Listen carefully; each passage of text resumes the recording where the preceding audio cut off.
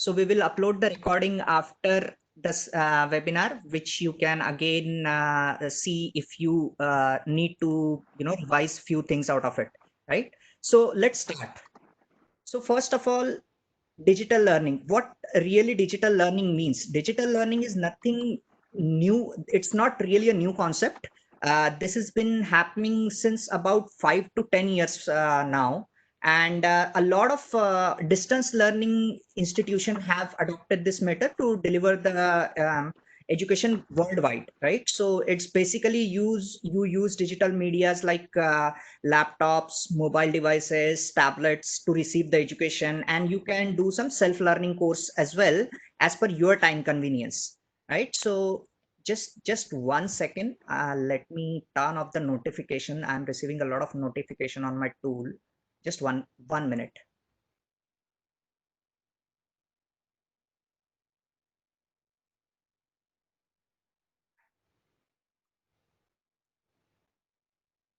Sorry for the interruption. Yeah. So we have been using these methods from quite long, but due to this COVID-19 pandemic, certainly this medium has gained the uttermost importance because there is no way students are able to come to school because of the lockdowns, because of the situation. And this is happening worldwide. This is not just a local phenomenon, it's a worldwide phenomenon. So as per the UNESCO estimate, over 154 crore students worldwide are impacted by the COVID-19 outbreak, right? This is a huge number. Now, as education professionals, it is our duty to make sure the education reaches these children. So how do we do that? The only way to do that is we, educate them digitally. So digital transformation in education is the most safest way to deliver the education. All education institute will have to adopt to this. If you don't adopt the digital way of learning, there is a good chance you might not have student in near future, right? Because if they are not able to come to the school or college, how are they going to get educated? So every educational institute will have to adopt to this particular way of education, right? uh, Now to do that, the technical abilities of faculties is very important. All the faculties first have to digitally enable themselves, right? And this includes support staff as well. So because now education, of course, since education is being delivered digitally, the other things will also happen digitally, like enrollment into particular activity or exam, creating timetables, creating question papers, all these things. So there will be a big role of support staff as well. And they also need to understand all these tools which are going to be required to deliver this education and the support activities effectively, right? So education of faculties is why we are here today. And the most important factor in the end is all the education institute will have to fastly adopt to these changes. If there is a lot of time delays to start the courses, because now the opening season has already started. We are already in June, and this is the season when all the schools, all the colleges reopens. So the way to deliver the education, all the education institute must be ready with that. We cannot spend any more time in preparations. So what are the most important stages of virtual education? The first and most important step is selecting an engagement platform. This is required for faculties to connect with their student, and of course the faculties to connect with each other, because nobody is coming into one single building anymore, right? Everybody is sitting at their home and they have to connect virtually. So unless you have a perfect engagement platform which is suitable for you, uh, this is not going to work. So you need to make sure you have a virtual classroom delivery kind of environment set up for yourself, and I will tell you what are the tools moving forward and how you can do that, right? The second stage is, of course, delivering the virtual class. So now you have an infrastructure ready. Now you start delivering the virtual classes. Of course, there are best practices along how you deliver the virtual classes. We will talk about those in a little bit. And delivering those virtual classes will kind of a keystone of your digital education, right? So this is where your journey will start. The next step is engage. This is also a very important step. uh, you will most likely deliver like 2 to 3 or 4 lecture at the day max, right? Because the method of learning this way in front of screen, you cannot engage a student for 6 to 7 hours like you do in regular school or college. So the time has to get shortened, because too much of screen time is also kind of draining their energy and kind of affecting their health, right? So that is the reason you have to engage more with them in form of post-class activities. You can create assignments which they can do it in their own time. You can design the timelines when they have to submit it, right? And you can create engaging polls, or you can also create some engaging activities like you can do like yoga sessions. You can do so many options are available. You just have to think about what you want to do in terms of engagement. There are a lot of ways you can engage with student. Of course, I'm pretty sure a lot of your student, especially in the postgrad scenario, they will connect one as well with you over tools like WhatsApp or email or something like that. So you have to keep this engagement on. The moment you lose engagement is most likely student will lose their interest, or they will fall behind, or they will have trouble understanding what's going on in the curriculum and try to learn about it, right? The next stage would be assessment. Now, this itself is a very big step. I know online exams are difficult. I totally understand that. But let me tell you, there are tools available in the market which can help you in taking online assessments. So I am not going to cover those tools today, because most of those tools are not free. And it itself is a big topic. It itself will require a 1 hour webinar for this particular topic. But let me assure you, there are tools available to conduct online exams. You can think of the question pattern, like you want MCQs or you want written or type question. But yeah, online exam is totally a reality. Online exams have been happening in the IT sector from long now. A lot of people who are in IT sector, they give these exams and gain online certifications, so on and so forth. So rest assured, this method is not that old. This is not that new. This is definitely has been happening. And if IT sector can succeed in this method, I'm pretty sure other sectors can also succeed in this method as well, right? And of course, then there is a result stage, which will be either your end of a year or end of the semester. And from this stage, again, you will move back to the first step, where you will start the new year or a new semester. And again, all this 5 steps, right? So these are the important stages of virtual education. Now, let's move to the tools. This is the most important section, right? So you need to have all the tools, right tools in your disposal, so you can deliver this education properly. So on the screen, you can see a lot of tools are listed. Let me explain those one by one to you.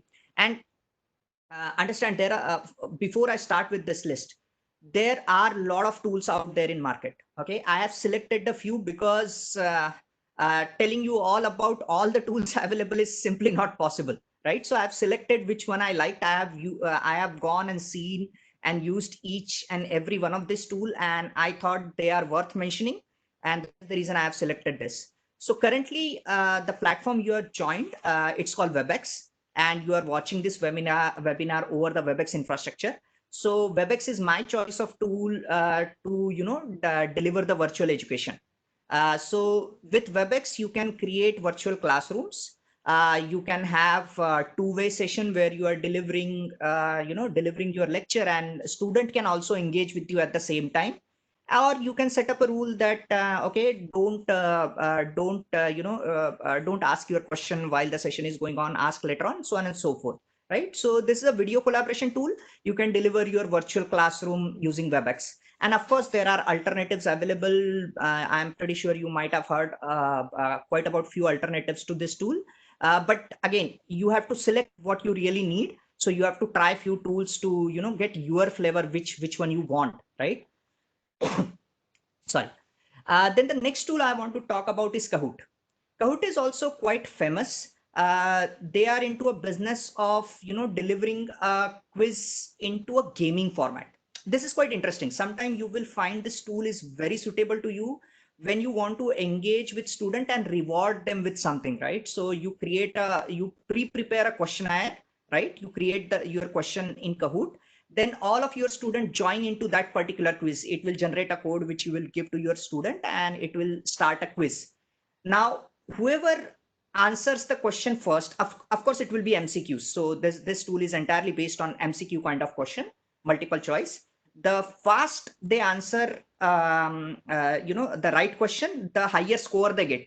And then after every question, you see the leaderboard, right? So you know who is leading, who is not leading, and all that stuff. So sometimes this gaming format is important for boosting a morale, and it is really great. You can try this tool and between yourself, between your colleagues, and you know how much value it can add to you, right? The next tool I want to talk about is PollEV. Now, PollEV is a tool which you can use to create polls. When I say poll, is generally something where you say, okay, you can put a question like, do you agree that whether this method is useful, yes or no? Okay, or do you agree you use following skills in your day-to-day life, and then you list out like 4 to 5 skills, and they select which one they use, right? And afterward it generates a nice poll that which response has got what kind of percentage of an answer. So there is not usually right or wrong in poll, right? You should not conduct poll to get right or wrong answer. For right or wrong answer, you should use Kahoot, tools like Kahoot. Poll is something when you want to find out the consensus of your audience, right? What they think about a particular question. So this is where you will use PollEV. So PollEV and Kahoot are totally two different category of tool. Okay. Then of course you will be creating a lot of documents. You will be creating Excel sheets. You will be creating slides. So for this kind of productivity, the G Suite is something which is available freely to you. And so for whatever tools we have talked about, and whatever tools we are going to talk, they all have free version of them, right? So you can use them without paying about anything. So for productivity, you can use Google Docs, Google Sheet, and Google Slide. The reason you should be using this tool is because you can share the document among your students using this tool. So you never have to download a document and then send it manually via email, creating a lot of digital footprint. So using this tool, you can online share the document, and they have a ability that people can work on a same document at the multiple people can work on a same document at the same time. So using G Suite for all the tools in G Suite is going to be one of the things you will use pretty regularly. So for example, today you registered for this webinar. The form you saw for registering in for the webinar was created in Google Forms, right? So using Google Forms, you can create this kind of forms to collect and gather the information from your students, or maybe your colleagues, or whatever audience you want to. And then you can simply download that all of the responses of the form in one single Excel sheet, which we can view who has responded what, right? So this productivity tools are something you are pretty much going to use on the daily basis. Okay. Then there is a tool called Kylo. Now, most of the time in a higher education or mid school to higher education, you want to conduct constructive debates on something, right? Now, if you want to do a debate in a virtual classroom where a lot of people are speaking, it can go little messy. And most likely the organizer of that classroom will probably not be able to sort out the responses or record all the responses, right? So using Kylo, you can create a topic, and you can invite all of your student to debate on that topic, and student can actually write their responses in two different sections. One section is pros and another section is cons, right? So those who want to write in the cons area, they will write their responses there, and each response will be shown individually. And those who want to write, of course, in pros, they will write it in pros. And finally you get to know the result of the entire debate, that what kind of responses out of. And again, the debate is not about winning or losing. You need to understand that debate is about encouraging your student to speak out. This is what debates are all about.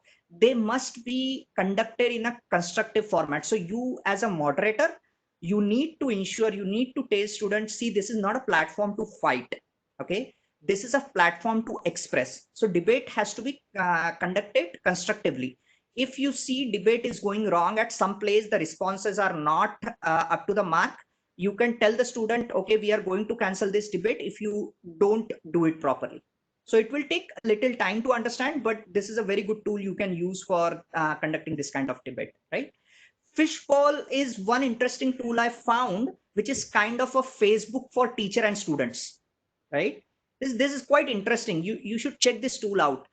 You can create a complete social network. You can join with your student. There is a lot of facility which is given between interaction between student to student, between student to teacher, and something like that. So try this app. This is kind of a Facebook for education. Okay, and that is the reason I thought it's worth mentioning here, right? Now, this last two tools, one of them is EduCandy. This tool is a good platform to create your own educational games. But again, understand this is suitable for the school level because the games are rudimentary on the rudimentary level. They are not really highly advanced for college students. But yeah, this tool is definitely handy when it comes to school students. So you can create your own game and quizzes, and your students, young children, they can play the games, they can solve the quizzes and get the score, right? So this is kind of a very interesting tool. And the last one I want to mention about is Walnut. Walnut is about self-learning. So Walnut has a lot of categories inside itself, like science, maths, and so on and so forth, general knowledge, and so on and so forth. A student can log in to Walnut in their own time and look at those videos, try to learn those topic, and then try to solve a quiz based on those topic. So this is a self-learning tool. This doesn't require a moderation, right? So as a educator, you really don't have to sit with student to work on Walnut, right? You can give them the link for Walnut and tell them that you should be completing following videos and quizzes in your own time, right? And let me know how you perform on that. So Walnut is a nice tool for that. Again, Walnut is suitable for the school level because I went through the curriculum which is there, the videos which are there. They are on the rudimentary level. That is not suited for the college student. The material is very much suited for the school children's, right? Uh, and apart from that, apart from what is not that on not here on the slide, you can use tools like WhatsApp for communication, which you are already using. I don't even have to tell you that. Uh, you have been using YouTube a lot to watch the videos, right?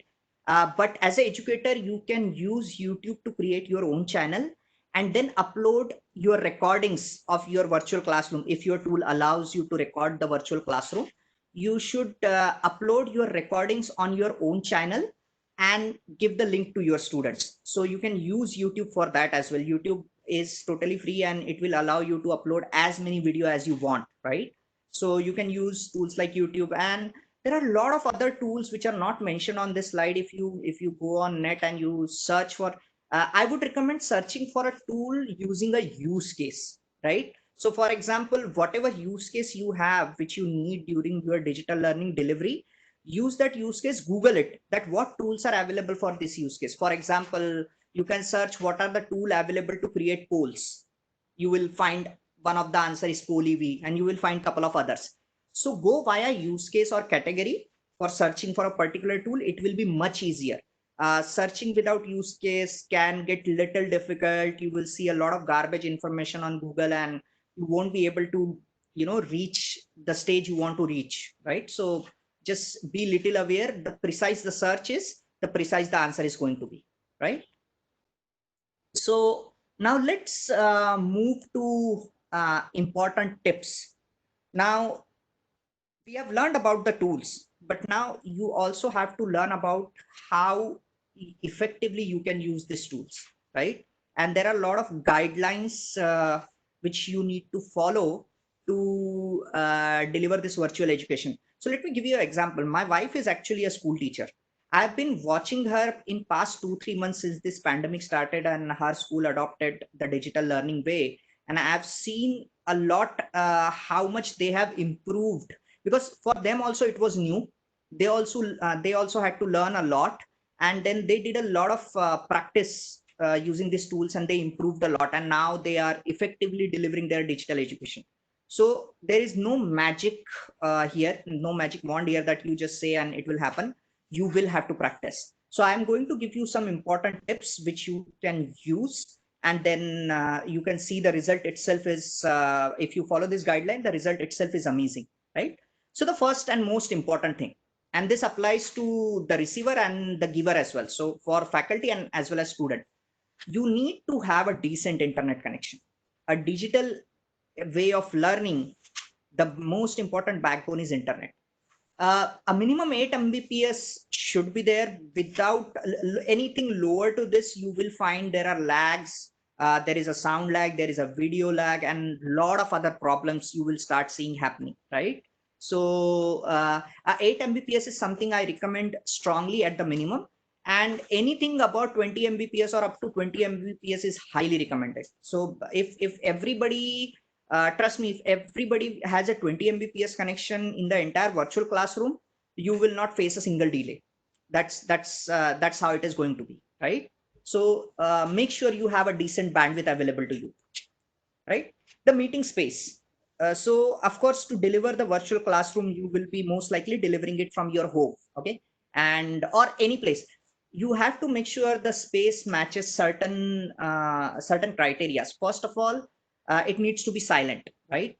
Try to be on the place as silent as it can be. If it doesn't has a ceiling fan, that's best, okay? Because even ceiling fan create a humming noise, which which can be heard over the microphone. So choose a quiet place, and choose the place where you have a static background.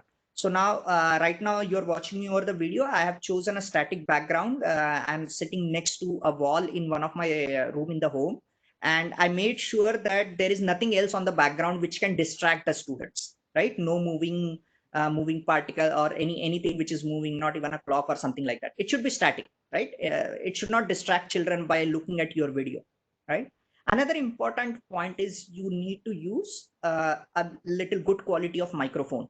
So the microphone embedded inside your phone, inside your laptop, inside your headphones are not really that great, right? So if you use a USB microphone, that is something which is created for this kind of education delivery, this kind of webinar or a virtual classroom delivery. So in fact, let me show you. I am using one of those products today for this webinar. You can see there is a this microphone. This is from a company called Mauno. So I use this microphone often to do conferences with my customer, to conduct a training session or something like that. So this kind of setup helps you a lot because it reduces a lot of noise.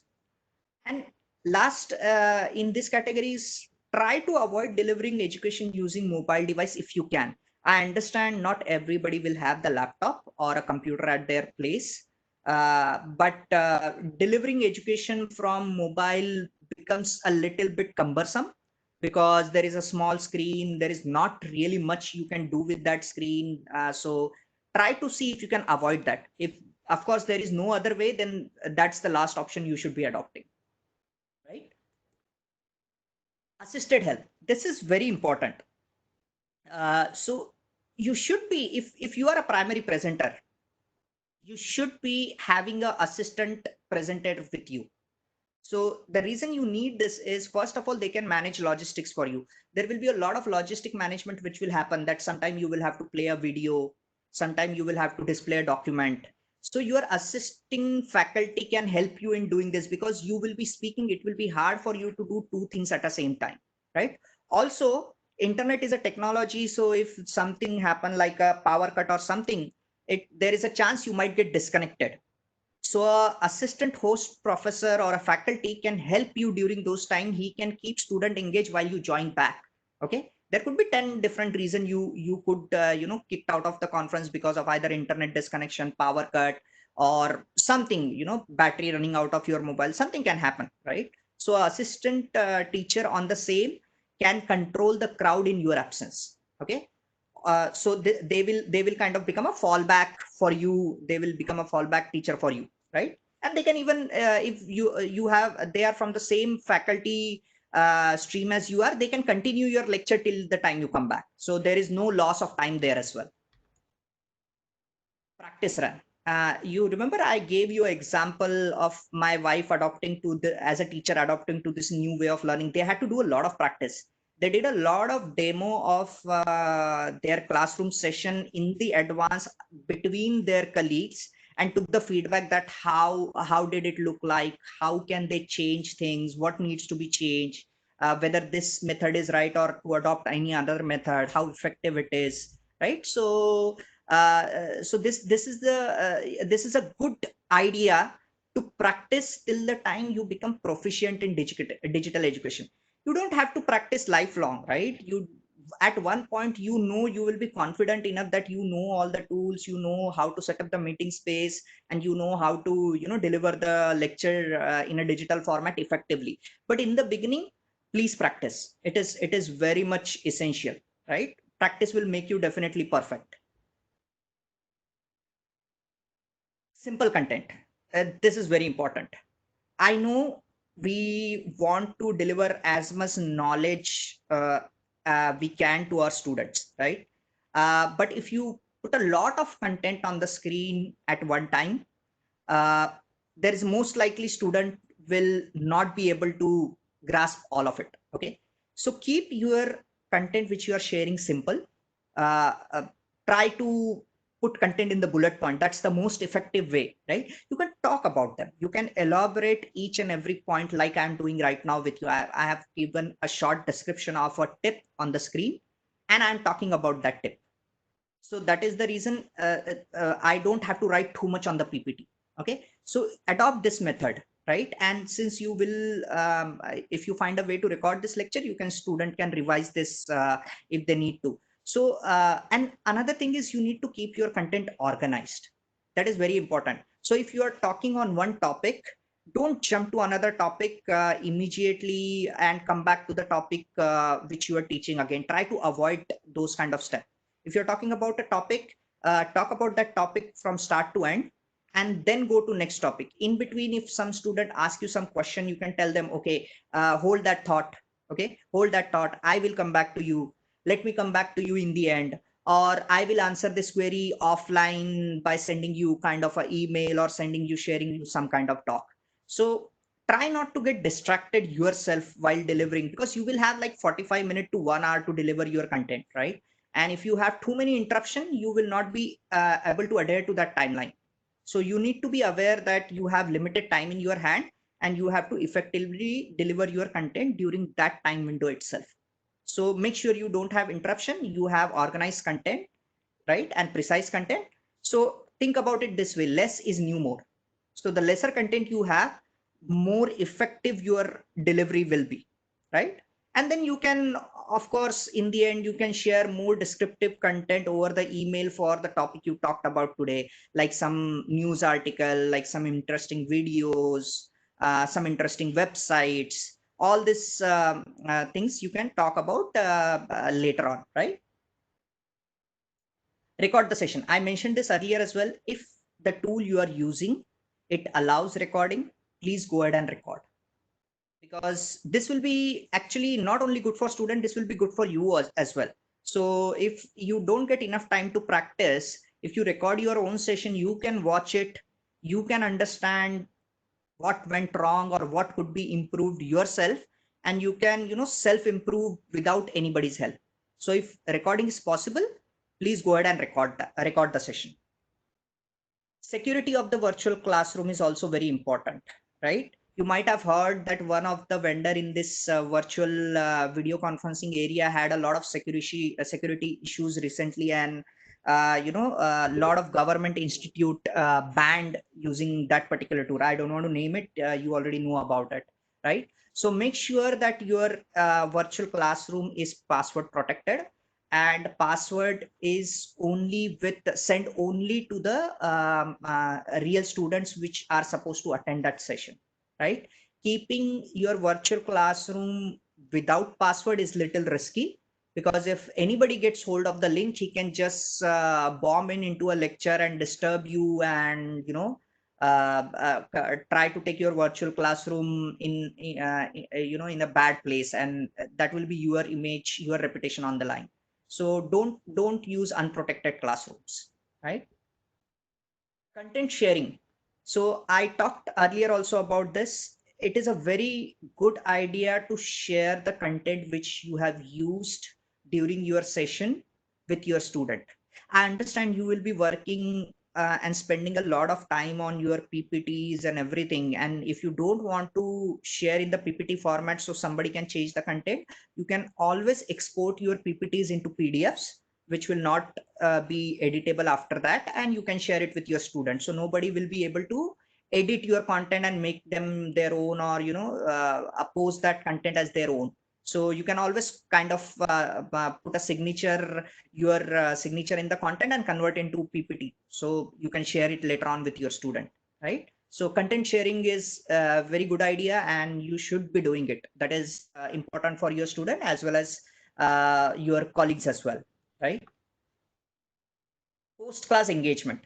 Uh, as I said, stay engaged with your student post-class using quiz, assignments, some activities, so they do not lose interest in this kind of digital education. See, it is new for you as well as it is new for them. So since they will be spending a lot of time on the screen, there is not very much physical movement. They will kind of turn off after some time. So that is the reason you need to have a sufficient amount of engagement. Don't overdo it, but do it in the manner that you make sure that all of your students are actually paying attention to what you're saying and what you're teaching, and making sure that the education is getting delivered as per what your management wants, your college wants, or your school wants, right? This is very important. So your self assessment, of course, is connected to this kind of post class engagements, right? The more engaged your student are, the better you are rated as a digital faculty. Okay, so make sure your engagement is up to the mark. Now, tool limitations. The most of the tool I talked about today, okay, they have their free version, but of course, the free version has limitations. So any tool you select to be used in your virtual education delivery, you ensure you study that tool properly, understand the limitation of that tool, what it can do and what it cannot. Because if you don't understand this limitation, it can create hurdles while delivering your education, right? So some tools will have, like for example, if you select a quiz tool, there might be a limitation that you can only create 10 quiz in a day or 5 quiz in a day. So you need to get little more organized while using these free tools. If you know the limitation, you can you can form your content as per those rules, and then make sure that there are no hurdles while delivering the content. So each tool, they will have a limitation section, you can read it on their website, right? And of course, if there is a possibility that you can go for a paid tool, that is the base, because paid tool generally doesn't has limitation because you're paying for it. Okay, so a lot of school have adopted for paid tools, and because they want to make sure that they are not closed during this pandemic time, and they want to deliver all the lectures digitally, so they have adopted for this paid tools and they are doing it, right? So you can definitely, as an institution, you can look into this, and you can at least look for buying paid tool in the virtual classroom delivery category and online exam category. These two categories are very important. So if you have paid tools in just two categories, uh, you are 80% covered. Rest of the category you should be able to manage fine in in the free tool limitations as well. Next important thing is keep learning. So you as a faculty, also you are a student, because you are adopting a new way, you need to keep educating yourself. Google, sorry, Google of course is your friend. You need to find out about the tools you are using, and you also need to find out about what tools, what other tools are there in the market which can help you, right? I myself, with the time I had, could did a research of about a day and come up with that list, right? uh, you keep doing your research, your list will go much longer and you will have much more choice. That is important. don't think that the tools I showed you are the only tools available in the market. They are not. So you have lot of alternatives which and generally no two tools are identical. One tool will have some important functionality and another tool will have some kind of another important functionality. So whatever suits best to you, you should choose that. So keep that research ongoing and make sure you keep learning about new tools. Another important time is due to this pandemic. There is a forecast that now the digital education companies, the product in digital education will grow a lot. There will be a lot of companies which will be investing in this field. So I'm pretty sure you will see a lot of new tools coming out over the next few months, next few days, next few months, and next few years. So my content might become outdated in just next 6 months, right? And you probably have better choices after 6 months than the tools which I showed you. So make sure you learn about this new tools and improve your delivery, right? Another important is respect the technology. Don't blame the technology if something is not working, right? You need to, once you understand the tool, you do a little research on it, you will learn to troubleshoot this. So troubleshooting is also, learning to troubleshoot the problem is also very important. Otherwise you cannot escape just by saying no, this tool doesn't work, or this is not I want to use, or something like that. That is not really the answer of the problem. So if the tool itself has some kind of fault, you will probably learn it on Google by Googling that tool. Okay. If it is a widespread, if it is a widespread problem, right? And if it is not really a problem, I think it is more to do with the setting. So you need to learn about the setting of each and every tool to troubleshoot a kind of problem you are facing. This is very important. So make sure you learn everything about that tool you can, to make sure that you use that tool up to the expectation you want it to be, right? Take breaks. This is very important. This is important for faculty as well as this is important for student. So in a normal times when student attend the classroom session, it is okay for them. They can go to hop on from one lecture to another lecture without having break, or just having 2 breaks in the day. But in a digital way of delivering the education, having 2 breaks is not enough, right? Because there is a little more screen time which is required. It is always important to take at least 15-minute break between the two sessions for the faculty as well as the students, right?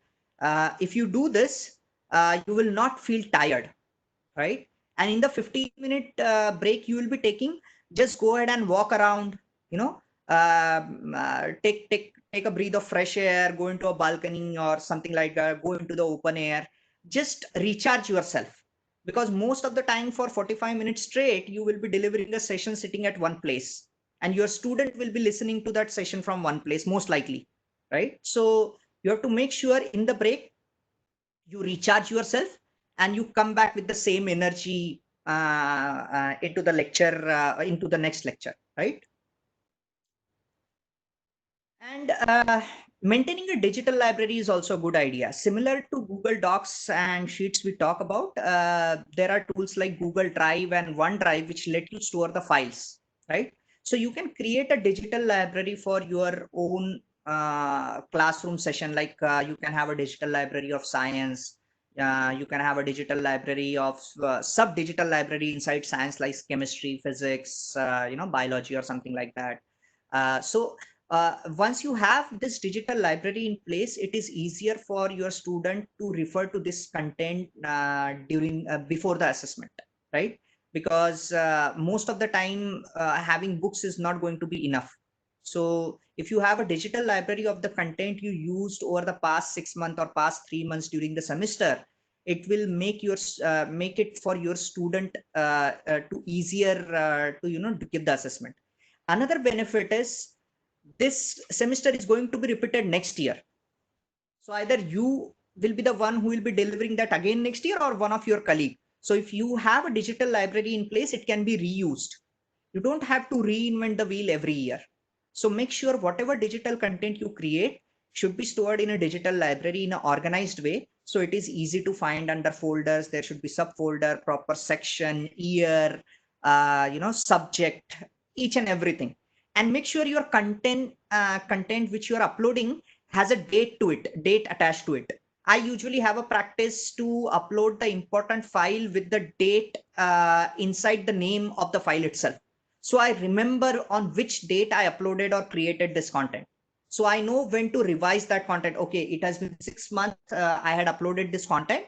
Now it is time to look for the update in this space or this subject and update my content again. And then I put a new date stamp into the file name. That way, really when you can update your content. And of course, you should be delivering your education with enthusiasm. Uh, don't be dull in front of camera. It's okay to make mistakes. It's perfectly fine. If you fumble a little bit, that is fine. If you want to say something and you said something, absolutely fine. Don't worry. Correct yourself. Oh, sorry. I said that. Okay, it was not that, but it was this. It's perfectly okay. But don't become dull, because if you get dull, your student will get that dullness in themselves and they will not stay engaged in the lecture. So be little enthusiastic. You use your hand actions, if you can. It is always nice to use a little hand action. Also, there will be a situation where you will not be able to do something in front of camera, like a kind of you can think about a chemistry experiment, right? So it will be little hard for you to do that experiment live on the classroom, because things might go wrong and it may not work. So what is the alternative to that? You record that session pre-hand. You record that experiment or that particular content before you deliver it, and then play it as a video during the session. Okay. So that way you don't have to juggle with too many things during your lecture. And if you pre-record it, then you can easily, create take 2-3 takes to create a perfect recording of your experiment, of recording of your content, and then deliver it as a video during the session. So that is another very good tip. It is not mentioned here, but that is another very good tip you can use, right? So this is pretty much I had for today. And now we can move to question and answer. There is a dedicated question and answer panel into the WebEx room you have joined. You can type your question and we will, try to answer best to our ability in the time we have, right? So I think we have about 15 minutes in our hand, and we'll try to answer whatever questions you can. Okay, so I'm going to stop sharing my screen because I want to get into the question answer panel. Also, one more important thing before I close out is I will work with the organizers today to send you all this content I presented, as well as some additional content, some name of some additional tools which I couldn't mention due to the time limit of the session. And you can have a look at those tools as well. So we will share that content with you. We already have your email IDs from your registration form. We will shoot out a common emailer using that particular content, and we will send you. And we will also send you some important additional tips as well, which we couldn't cover in today's session. So there are a lot of other tools, like how to take attendance, how to do this particular task. We will share you tips on that particular content as well. Okay, so let me stop sharing the screen and let's move to the Q&A session, and let's see what are the question answers we have. Okay, so I can see one question. Let me answer that. This question comes from Nilesh. It says, can you explain the difference between webinar meeting and webinar, which is better? Perfect. That is a very, very good question. So webinar is usually one way. The difference between webinar and a meeting is webinar is usually one way. What we are doing today is webinar, right? So in the webinar, only selective person are able to speak, and only selective videos are on, and only selective audios are on. So you should use webinar if you want to deliver a static content. Okay, if you don't want engagement with your students, you can choose the webinar format. And webinar format is very good when you have really bulk of audience, a lot of audience, right? So this is when you should be using the webinar kind of format. And but most likely in a limited small type of classroom, you will use virtual rooms, which will be two-way interaction, where you will see that the student are also able to speak. They can mute themselves, they can unmute themselves, and they can speak, they can, start their own video, stop their own video. So they will have a little more control what you have in webinar. Right now, all the attendees, they cannot unmute themselves, they cannot you cannot you don't even have kind of a control that you can unmute yourself or start your videos. These are the restriction in webinar. In virtual meeting room, you won't have this restriction. So for delivering a kind of an interactive lecture, use virtual classrooms, and for delivering the static one-way content, use webinar. Okay, let me move to another question. Just hold on. Okay. The next question is from Shilpa Jaju. Can you please let us know about searching option you specified in the session? Okay, so when I said about searching is, of course, the search is the most popular search engine is Google. We use it every day, right? So you need to make sure that you are searching with right keywords. For example, use a use case. For example, if you want to conduct a poll, search it away on Google that which tell me the free tools about conducting a poll, or tell me the paid tool about conducting a poll. So if you search in a precise format with a precise use case, you will get a better search result. If you just search for tell me about education tools, you might get 100 result and you are confused that what is a tool, what it does it do, and how do I use it, and so on and so forth. So the best way to select a tool is think about a problem or a challenge, then put it as a search and see which tool can help you resolving that challenge, right? So that is something you can do. I can see there are some people, writing question in a chat box. I recommend that you write question in a question answer box, not in the chat box, because it will be difficult for me to watch two different spaces. Okay. So those who have written their question in a chat box, I urge them to write their question back in a question answer window. Okay. The next question is from Prafulla. Do you think our infrastructure will support this? So I really don't know what your infrastructure is. So, but as I said, you should have, enough bandwidth available, like from starting from 8 Mbps to going forward at whatever speed you can.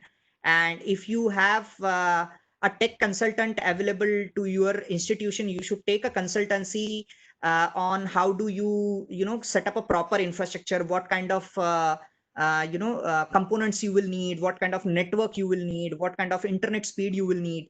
Have a tech consultant hired to answer most of this query. So a consultant can be a person who usually you buy your digital assets from, your IT assets from. He can give you that consultancy. So he will be able to tell you what kind of infrastructure will support this kind of digital learning, right?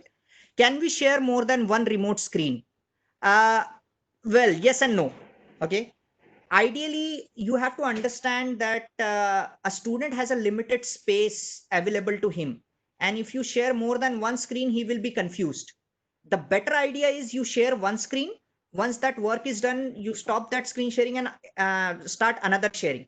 So most of the tool will not allow you to share two screen at a time, but I know a few tools can do that in a special condition, when you have like a setup of dual monitor or a dual video conferencing device, dedicated device, but that is kind of a expensive setup, right? So you need to make sure, and it will confuse your audience as well. So I would recommend not to share more than one remote screen at the same time. Share it one by one. But yeah, most of the video conferencing tool will allow the screen sharing rights to their participants, right? So one participant shares, then another one, then the third one, so on and so forth, right? The next is tools to record video lecture. Okay, so a recording facility is available in very few free tools. You should check out WebEx, you should check out Google Meet, you should check out Zoom, which one of them are giving it for free. But I assume most of the time you will have to pay for a tool, a dedicated paid tool to get a recording ability. So today I am recording this lecture. but I'm using the enterprise version of WebEx because I work for that same company who own this product, Cisco. So I can record this, but I'm not sure you can do it in the free account, but you can definitely try if it allows. And if it allows, then check out the limitations as well, because there will be most likely a time limit for recording, that you can only record 30 minutes or 45 minutes or 1 hour at the max, something like that. So make sure you know the limitations, right? Uh, Next question is from Shilpa Jaju, which is the most appropriate way to organize your bulk data, like maintaining a digital library? So I talked about this in the free tool arena. There are a lot of file hosting site like OneDrive, Google Drive, box.com, dropbox.com. There are a lot of ways you can create a digital library for free, or you can adopt for a paid subscription of this tool to get more space. So for example, a G Drive provides you a 15 GB of space. And if you have heavy content, maybe you will run out of that 15 GB easily, right? So you can adopt for a subscription of G Drive, which will give you more data at some cost, some X cost, right? And then you can organize your content more than 15 GB into that. The best idea would be to sort your content using the faculty. Like on the top side, it should be a faculty like science, maths, and something like that.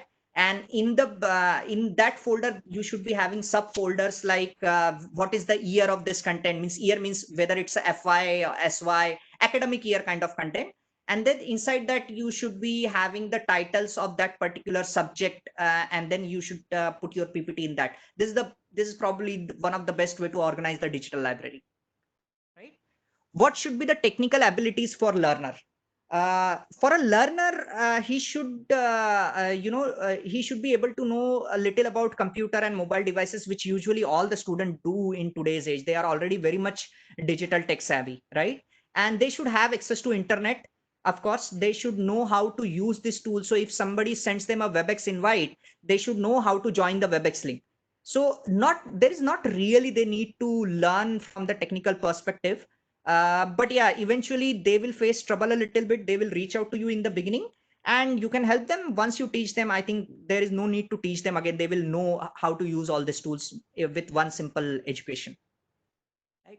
The next question is, which are the best tool I can use to write on the screen while explaining when the session is going on, rather than having only displayed the PPT? Yeah, so a lot of tool will give you a whiteboarding facility as well. I don't know whether it is available in free version or not, but yeah, you can use a whiteboarding facility to write on screen, or you can simply share the screen, open a Word document or a tool like Paint or something, and type or draw over there, right? So that is also possible. So there is an easier way to do it. There is a sophisticated way to do it. You need to choose which suits you best, right? There are tools in market like USB draw pads as well. So they connect to your laptop and they have a digital pane. So whatever you draw on that particular drawing pad, it gets displayed on the screen. So there are, tools available which can improve this kind of delivery, right? So that is also possible. Next question is, what about Google Classroom? How it used to teach student? This one. Yeah, of course, Google Meet has recently gone free. Earlier it was not.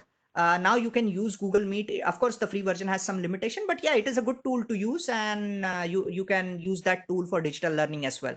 But I really don't know what facilities are available in the free version of Meet, like recording is available or not, or digital whiteboarding is available or not. That you have to go ahead and explore yourself a bit. I haven't used that tool much so far, right? What will we suggest for teaching interactively, one-way video recording or live video? You can use Facebook events. Okay, you can go kind of a live streaming on Facebook. There are live streaming option on YouTube as well. You can create your own live stream. There are a lot of live streaming tool. This is interesting. I forgot to cover live streaming. That's my mistake. But I will make sure that in the response we will give you links of few live streaming tools as well. So at some point of time in a one-way education, live streaming can also be a very good way to deliver the education. I'm pretty sure you should be able to use Facebook for that. It is easily available. Most of the people have access to it and they can watch it. Just make sure that your privacy setting for that particular Facebook live stream is set to anyone. If you set it to only your friends, then they will be only your friends will be able to see that live stream, right? If you set it to anyone, you can send the link in advance and people can come and watch your stream, what you're streaming, right? So you can use this kind of live streaming tools. That's a good question. What tool we can use for large data? Okay, I really don't know what do you mean by that, but if you're talking about processing a lot of data or playing heavy files, then that will require a professional tool and a lot of bandwidth. So for example, if you want to play kind of a HD resolution file, I don't think 8 Mbps internet will be sufficient for you. Try to avoid doing that, because you may have a good digital bandwidth, but there is a possibility your students may not have that kind of receiving bandwidth. So try to avoid working with large data. But yeah, there are tools where you can use large data. Which tool you recommend for virtual classroom? I already answered that during my tool section. You can go through the recording. Once we release this, you will find the answer for that. uh, Perfect age and should be the maximum screen time for 6 to 10 age student group. As I said, there is no particular perfect age. I have seen student as young as 3 years old adopting the digital education. But yeah, don't put a lecture for younger audience. Don't put a lecture more than 30 minutes to 45 minutes and have a break after that, 15 to 20 minutes break after that, right? Because usually young children, they will face more problem compared to adults. So try to see if you can avoid that, right? Which tool will be better for student in rural areas? This is interesting. As I said, 4G is pretty much there in the rural areas. There is not much you will be able to do if they have less bandwidth. The only way to overcome this is you record your lecture and upload it on YouTube, so they can watch it uninterruptedly later on if they are not able to connect during the live lecture, right? So this is the only way you will be able to deliver the content to the rural areas. So recording would be the good idea. Smartboard application which is helpful for maths. I had to research on that. I'm not sure which smartboard application is useful, but don't worry, in the response we will try to send you some particular smartboard application you can use. And see, for maths you can also use Google Sheets to explain your problem, because Google Sheet can easily allow you to write formulas and display the answer of it. So try exploring Google Sheet as well for simple maths, right? And there is a tool called Khan Academy which you can use for whiteboarding. My wife just told me about that tool. So it is specialized, it specializes in maths. So try to use that tool. It's called Khan Academy. Just Google this word and most likely you will get the right website for Khan Academy. uh, how to change student mindset from classroom learning to online learning? Oh my god. There is no easy answer to this. This is probably one difficult question to answer. The only way you can change their mindset is making sure you are delivering the engaging lecture, right? There is no other way of doing it. If you are not engaging enough, if you are not enthusiastic enough while delivering the lecture, most likely they will turn off. And you also need to tell them that what is the importance of digital education, why you are doing this. Basically, see, you need to make them understand that you are doing this for them. They are the primary recipient of digital learning, right? Whatever efforts you are putting is for their safety, is to make sure their life are not endangered, right? So explain them all these points, stay engaged, and make sure that your student they are interacting enough with you. That is the only way you can shift them from classroom learning to online learning. Yeah, that's about it. I think we are 2 minutes above time. I will hand it over to the panelist for the closing remark. Thanks a lot of you for attending and being with us for 1 hour, and thanks a lot for that. Over to the panelist. Thank you, sir. Uh, Hello, everyone. I hope Mr. Kalpesh has explained you all your questions and answer your questions regarding your online and digital knowledge. So now this is time for uh, vote of thanks. So I would like to express my thanks to Mr. Kalpesh Jaju for being with us and his valuable guidance on digital learning.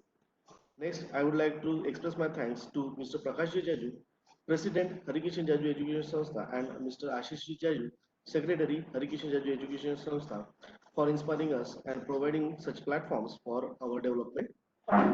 Now, I would like to express my thanks to Professor Ritesh Chandar, Principal, College of Management and Computer Science, and to Professor Atul Shingarwade, Director, IQAC, CMCS, for their support for organizing such webinars. And at last, I would like to express my thanks to all the participants and my colleagues and everyone who are directly or indirectly linked with this program. I would like to share one thing with you that in the next few minutes you will receive a link regarding feedback form on Telegram and of course on your registered email ID. So I request all to submit your feedback. So because your response is valuable for us. So I announce here that this webinar is certificate will be received on your registered email ID. So I announce that this webinar is end over here.